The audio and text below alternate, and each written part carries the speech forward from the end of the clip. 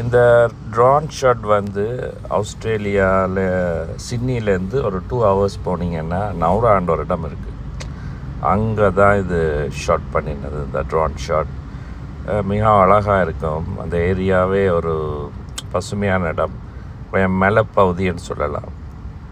ஒரு டெம்பரேச்சர் கிட்டத்தட்ட ஒரு 19 degrees இருக்கும். பட் ஃபீல் லைக் ஒரு 14 degrees, கொஞ்சம் கூலிங்காகவே இருக்கும்.